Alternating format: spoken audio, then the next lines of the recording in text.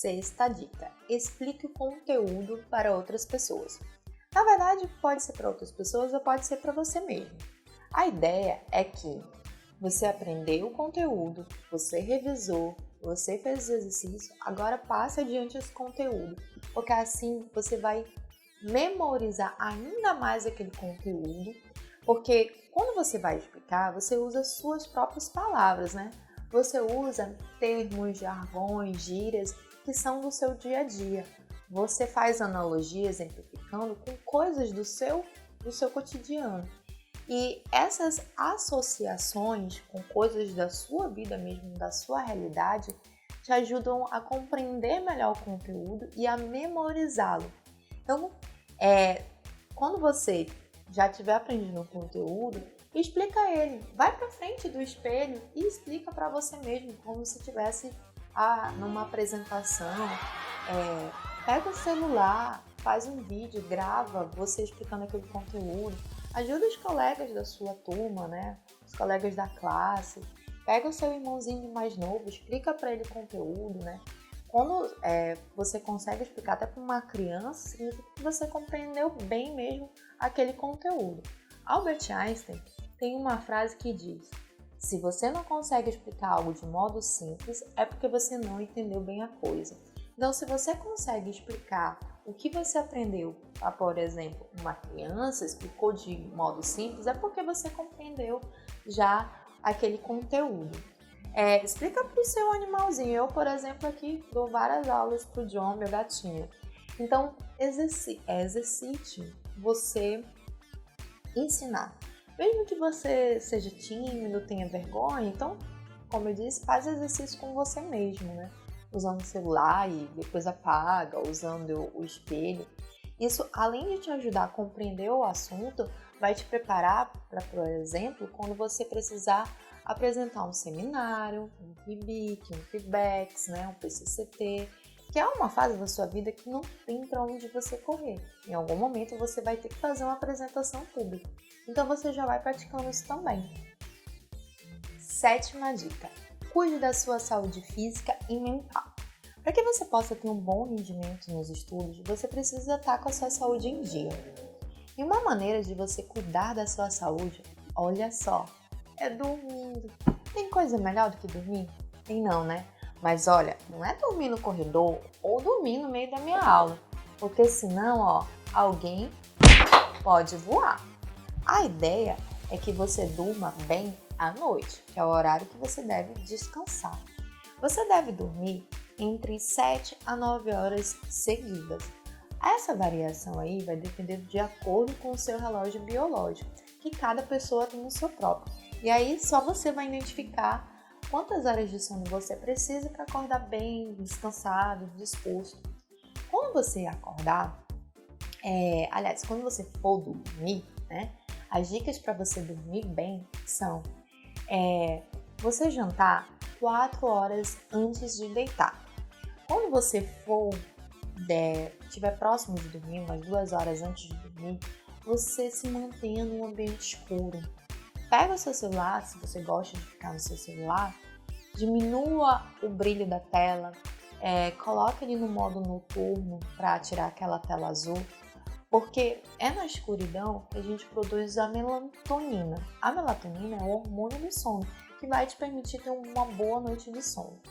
Evite bebidas que tenham cafeína, evite filmes de ação, jogos muito emocionantes, porque a ideia é que quanto mais próximo seja a hora do seu sono, mais calmo e relaxado você fique, né? Já quando você for acordar, a ideia é que ao você acordar, né, despertar, seja pelo despertador, porque você acorda mesmo, você já levante, porque aqueles 5 minutos de sonequinha, ele pode te causar mais indisposição e mais preguiça. Então, quando você for dormir, coloca o despertador e coloca o celular longe de você e deixa perto de você uma garrafinha de água. Quando você acordar, mantenha o ambiente mais claro possível, para que o seu corpo entenda que agora é dia que você precisa despertar.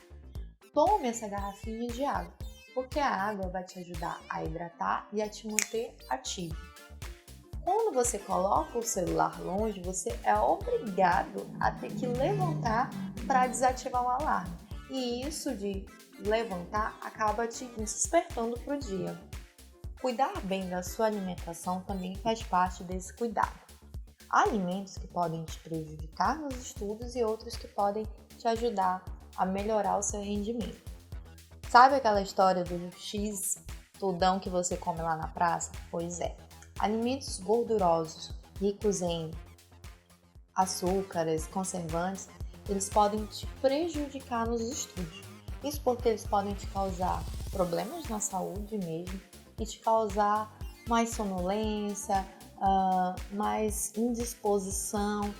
Eles podem prejudicar na sua concentração, na sua memória. E há alimentos que eles podem melhorar a sua memória. Por exemplo, você comer tomate, peixes, ovos, eles são alimentos que ajudam na memória. Existem alimentos que podem te dar mais disposição. Sabe quando você acorda de manhã com aquela preguiça? Então, de repente, alguns alimentos podem te ajudar a dar esse up aí de se animar, como por exemplo uma banana com aveia. Então, lá no site sionise.com você encontra outras dicas de outros alimentos que podem te ajudar a ter mais disposição, a diminuir a ansiedade, enfim. Dá uma lida lá no blog ou conversa com a nutricionista do nosso campus e com certeza ela vai nos ajudar com várias dicas de alimentação. A prática de atividade física também é essencial para a saúde do nosso corpo e para nos ajudar nos estudos. É cientificamente comprovado que nos exercitar ajuda em vários sentidos, né? Diminui a ansiedade, o estresse, né? Que são ali coisinhas que nos atrapalham, principalmente em dias de apresentações, de PIBIC, feedbacks, né? Também nos ajuda, a prática da atividade física também pode nos ajudar em melhorar a nossa atenção, o nosso aprendizado, porque quando a gente pratica o exercício físico, a gente libera substâncias químicas no nosso corpo que vão nos ajudar a ter mais atenção e vão nos ajudar a ter mais foco e a melhorar o aprendizado, a melhorar a nossa memória.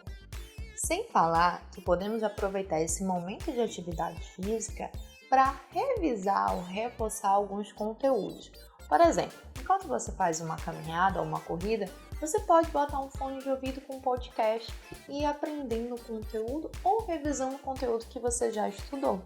Você pode, por exemplo, enquanto faz natação, tentar revisar alguns conceitos que você aprendeu ao longo do dia.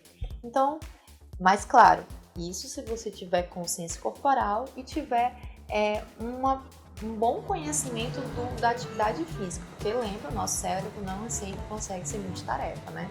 Então, se você já tem a habilidade, já tem consciência corporal e já consegue fazer aquele exercício corretamente, aí dá pra gente aproveitar esse momentinho também para dar uma estudada. 8ª dica: torne essas práticas um hábito. O pai das fábulas na Grécia Antiga, Esopo, tem uma frase maravilhosa. O hábito torna suportável até as coisas assustadoras.